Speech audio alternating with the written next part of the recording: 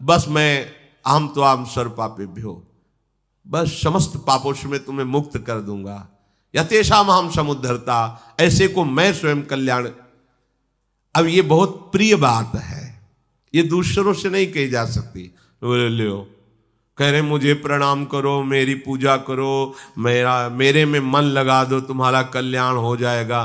कैसे अपनी पूजा के लिए लालायित है ये उसी से कहा जाता है जो बहुत प्रियजन होता है। ये भगवान बड़ी प्रियता करके अपने को समझा रहे कि तिनके से लेकर ब्रह्मा तक नाश को प्राप्त होगा, बार बार तुम्हारा जन्म मरण होता रहेगा। एक बार तुम अपने संबंध की स्मृति जागृत करो, मैं तुम्हारा हूं, मैं अनादि हूं, मैं अनंत हूं, मैं ईश्वरों का ईश्वर हूं, मैं परम गति हूं, अर्थात मेरे को प्राप्त होने के बाद कुछ प्राप्त करना बाकी नहीं। आखिरी बात है, जिसको प्राप्त होने पर जीव फिर लौटकर संसार में नहीं आता, वो मैं और मेरा परम धाम है। निवर्तन्ते तद्धाम परमम मम यम प्राप्यम न, जिसकी प्राप्ति होने के बाद फिर आना जाना मिट जाता है, वो मैं हूं, मेरा परम धाम है। जन्म मरण का चक्र मिट जाएगा, भगवान की बात समझ लो। एकमात्र उपाय सर्व सुख प्राप्त करने का, जन्म मरण से मुक्त होने का भगवान स्वयं वर्णन कर रहे कि मैं हूं, मेरा धाम है। देखो कितनी कृपा है, अपने को बिना मांगे मिल गया। धाम का आश्रय, धाम का वास और प्रभु की उपासना, कितनी कृपा है। जबरदस्ती हमको सत्संग सुनाया जा रहा है, जबरदस्ती नाम कीर्तन करने को मिल रहा है। नहीं, मन से पूछो राजी है क्या? ये तो बेईमान विषयों में राजी होता है। कितनी कृपा है लाडिले की कि हमें घेर करके अपनी तरफ ला रहे हैं। ए तू जा नहीं सकता कहीं, मेरी तरफ ही बढ़। ये उनका प्यार, उनका दुलार अगर अब भी तुम्हारा हृदय उनके प्रति समर्पित नहीं हो रहा तो बहुत ही मलिन है। पुरुषः स परः पार्थ भक्त्या लभ्यस्त्वनन्यया यस्यान्तः स्थानि भूतानि येन सर्वमिदं ततम्। हे पृथानंदन अर्जुन, ये संपूर्ण प्राणी जिनके अंतर्गत है, जिसमें है, संपूर्ण संसार को जो व्याप्त किए हुए है, वह परम पुरुष परमात्मा केवल अनन्य भक्ति के द्वारा प्राप्त किया जा सकता है। भक्त्या लभस्त्वनन्या। देखो भगवान बता रहे तिनके से लेकर ब्रह्मलोक तक ये सब नष्ट होगा।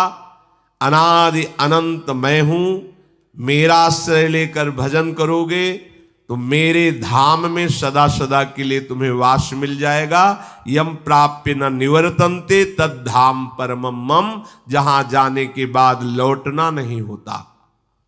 ऐसे परम पुरुष को कैसे प्राप्त किया जाए, ऐसे परम धाम को कैसे प्राप्त किया जाए? तो श्री भगवान कह रहे हैं पार्थ भक्त्या लभस्त्वनन्यया, केवल अनन्य भक्ति के द्वारा। जो अन्य साधन है, हठ योग, लय योग, अष्टांग योग, बहुत सी साधन पद्धतियां शास्त्रों में हैं, ये सब अलग मार्ग है। और भक्ति का शुद्ध सिद्ध सुरक्षित, शुद्ध सिद्ध सुरक्षित, आंख मूंद के दौड़ने पर भी गिरोगे नहीं, क्योंकि भगवान ऐसे लेके चलते हैं। करो सदा तिनके रखवारी, जिम बालक राखे महतारी। अनन्य भाव से भगवान का भजन करना, आश्रित होना। इसमें अनन्य भक्ति का जो स्वरूप है वो कोई बिरला ही धारण कर पाता है, क्योंकि भक्ति भी कई प्रकार से होती है। भक्ति योगो बहुविधौ मार्गैर भामिनी भाव्यते स्वभाव गुण मार्गेण पुंसाम भावो विभिद्यते। साधकों के भावानुसार भक्ति का प्रकाश होता है। जैसा स्वभाव होता है, जैसे गुण होते हैं, तो भक्ति का वैसे ही प्रकाश होता है। इसलिए भक्ति में विभिन्नता आ जाती है। स्वभाव के कारण, गुणों के कारण।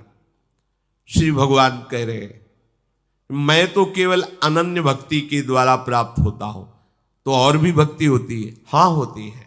वर्णन करते हैं, अविसंधाय यो हिंसाम दंभम मात्सर्यमेव वा संरंभी भिन्न दृग्भावम मयि कुर्यात् स तामसः। जो मेरा भजन तो करते पर बहुत क्रोधी स्वभाव के हैं, भेददर्शी हैं।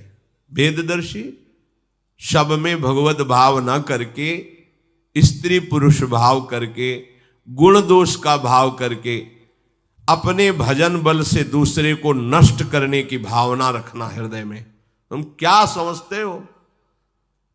हमें ऐसा वैसा ना समझो। बस क्रोध, दूसरे को नष्ट करने की भावना, और ये नहीं जाना जाता कि हम जिसको नष्ट करने की भावना करते हैं वो मेरा आराध्य देव ही सामने खड़ा है।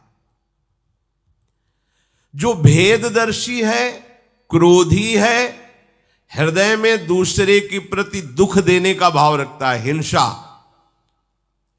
और दंभ करता है, और अपने से आगे बढ़ते हुए उपासक को देखकर जलता है पर मेरी आराधना करता है, उसे तामसिक भक्त कहते हैं। मयि कुर्यात् स तामसः। ये तामसिक भक्ति। बहुत समय लगेगा तामसिक से राजसिक, राजसिक से सात्विक, सात्विक से फिर गुणातीत अनन्य भक्ति। अब कितने जन्म लगेंगे भगवान जाने। ये भी भक्ति है, क्योंकि भगवान कह रहे भिन्न दृग भावम मयि, मेरी ही आराधना करता है। सुधार कर लो, समय नष्ट ना करो। किसी को भी कष्ट देने की बात सोचोगे तो वही कष्ट तुम्हारे ऊपर बड़ा बनकर आगे आ जाएगा। बात मान लीजिए, तुम किसी का कुछ बिगाड़ नहीं सकते। किसी का बिगाड़ोगे तो अपना बिगाड़ रहे हो। अभी तुम्हें समझ में नहीं आ रहा, जब वो कर्म परिणाम देगा तब समझ में आ जाएगा। माना आपके पास भजन हो सकता है, पुण्य हो सकता है, तो वो मंगल सुख विधान के लिए कि दुख विधान के लिए? अगर आपको दिखाई देता है सामने वाला दुष्ट स्वभाव वाला हमें सताता है, तो आप अपने भजन का प्रयोग उसको नष्ट करने के लिए क्यों करते हैं? उसकी बुद्धि को सुधारने के लिए कीजिए। हे भगवान, आज तक जो हमने भजन किया उसका ये प्रभाव हो कि इस व्यक्ति की बुद्धि शुद्ध हो जाए, आप में लग जाए। तो क्या होगा? इस बुद्धि शुद्ध करने का सुकृत आपको और मिलेगा और भगवान प्रसन्न हो जाएंगे। आपका भजन कई गुना बढ़ करके आ जाएगा, पर हिम्मत नहीं होगी। तामसिक भाव होने में ये हिम्मत नहीं हो सकती। हम भजन करें और ये हमें गाली दे और इसको सुख मिले। ये वैष्णव अपराध किया, भोगेगा, निश्चित भोगेगा। अब हम 2-4 पाठ इसके लिए करेंगे कि भोगे। ये तामसिक बुद्धि होने के कारण ऐसा होता है। लगभग ऐसा होता है। लगभग अपने हृदय को देखो। जब आपको कोई गाली दे, अपमान करे, निंदा करे, तो आपका मन ये कहता है भगवान तुम्हारा मंगल करे, तुम्हारी बुद्धि शुद्ध हो, हे नाथ इसको कभी कोई कष्ट न हो। ये तो भगवान का अनन्य भक्त बोल सकता है। अन्य की क्षमता नहीं कि ऐसा बोल सके। अन्य तो बस ऐसे रुद्र दृष्टि से देखेगा तो ठीक है। हम दिन गिन रहे हैं, देखेंगे वो समय जब तुम रोते नजर आओगे, तुम्हारे हाथ पैर टूटेंगे, तुम्हारा परिवार नष्ट होगा। वहां कुछ हो या ना हो, तुम्हारा सब जा रहा है, तुम्हें पता नहीं। तुम्हारा भाव नष्ट हो रहा है, तुम्हारा स्वभाव बिगड़ रहा है। तुम अपने प्रभु को ही ऐसा कह रहे हो, क्योंकि सब में प्रभु विराजमान है। विषयानभिसंधाय यश ऐश्वर्यमेव वा अर्चादावर्चयेद्यो मां पृथक भावः स राजसः। अब दूसरी भक्ति का वर्णन करते हैं भगवान कि वो मेरा ही भजन करता है, पर ये चाहता है कि संसार में मेरा यश फैल जाए। संसार के जितने अच्छे अच्छे भोग हैं वो सब हमको भोगने को मिले, खूब हमारे पास धन संपत्ति हो जाए, और वो मेरी प्रतिमा विराजमान करके मेरा पूजन करता है, मेरी भक्ति करता है भक्त, पर वो राजसिक भक्त है।